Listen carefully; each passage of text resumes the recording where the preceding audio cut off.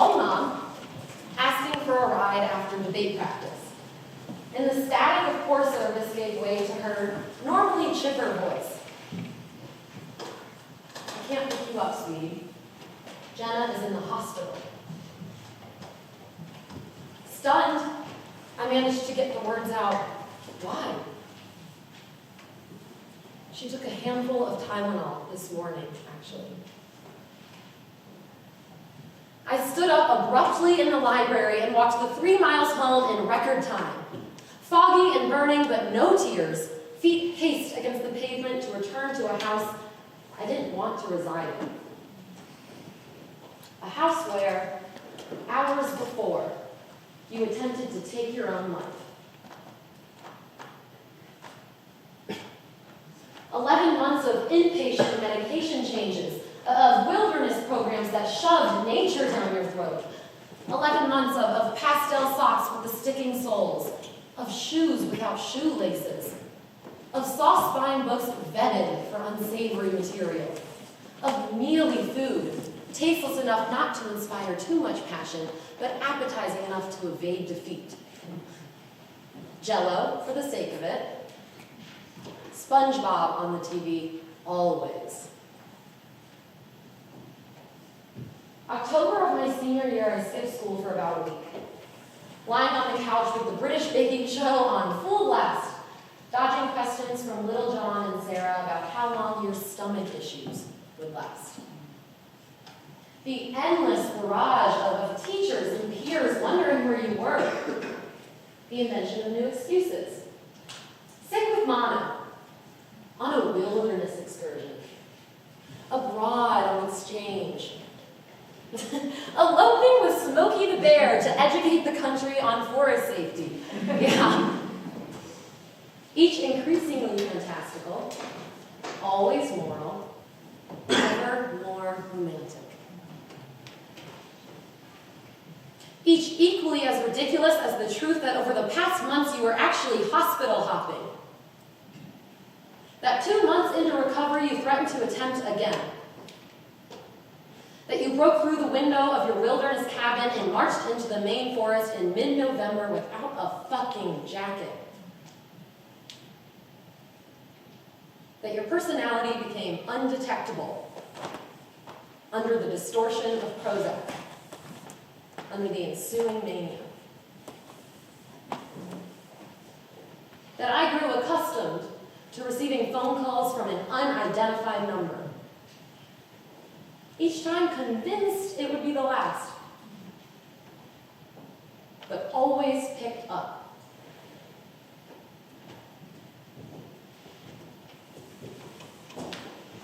That I became a frequent topic for your therapist. That it all, ultimately, was me.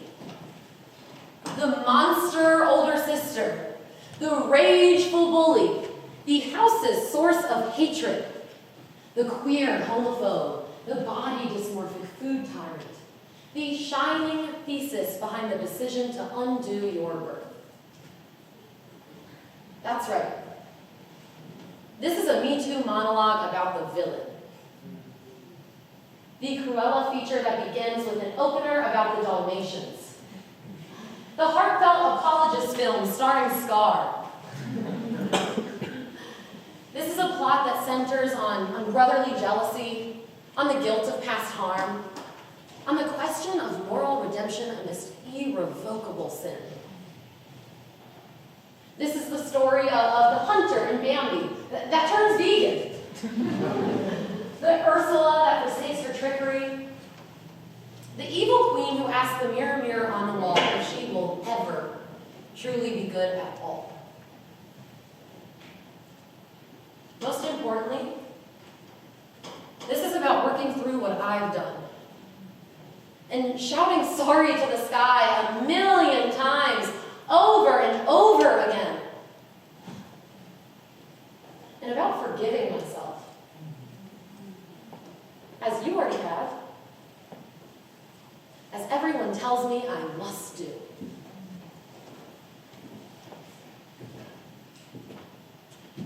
Two years prior to your attempt, I found myself in what I would later call my first major depressive episode. A 2-month stretch where brushing my teeth became a supremely difficult task. I'm sure you noticed this, as calls home from school-enforced guidance counselors' visits became a tense topic at family dinners. As a pair of headphones became permanently glued to my head, and as I became too fatigued to be ruthlessly mean to you, like I was for the entire clusterfuck of the first 16 years of my life.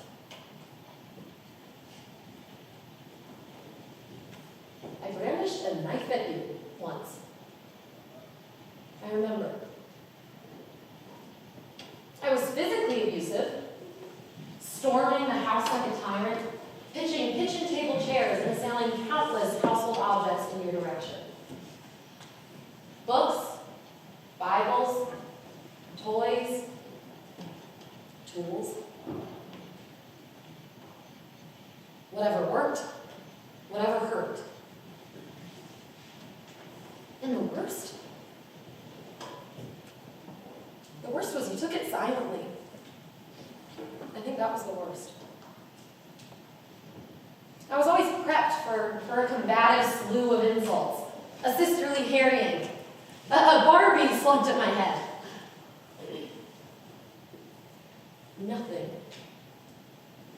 Nothing ever. And I always felt sick after, a stomach lurch of regret, but never the vocabulary to apologize, never the spine to say or do anything, only digging myself further into a hole of unrecognizable self-hatred, and worst of all, cruelty to you. In middle school, I ridiculed your weight as I turned with disgust to my own mirror.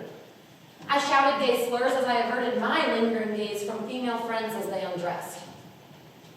I called you a loner, an outsider, as I mourned the non-response of my Gmail chats to friends. It was always reciprocal, always responsive, but never, not once, okay. I thought about all these things while you were gone. I recited them, memorized them, tasted their sourness again and again, tried desperately to stomach the truth of it. The truth that I, your older sister, was the antagonist of your story. The trauma that you fought session after session, the defining negative event of your adolescent life. Years later, when I saw a therapist, I talked mostly of you. And even then, I made most of it about myself, about my guilt. It was then my therapist, God bless the woman, suggested the most clever psychotherapy tactic I have ever had the gift of receiving. Think of the worst thing you have ever done, and then pull up a picture of yourself at the age that you did it.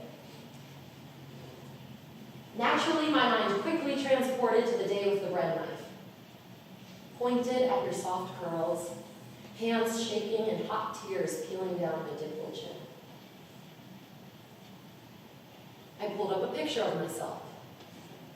First day of school, 2nd grade. 7 years old.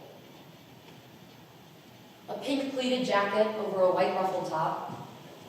One I picked out with my mom's help on LL Bean Kids weeks prior. My stance is shaky and infantile. Knobbly knees pressed together. My hair pulled into 2 pigtails. I stared at that image blankly for a minute and then 2. And when I looked back up to my therapist, her patient face awaiting my response, well,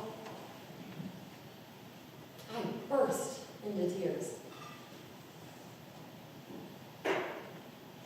I was so young.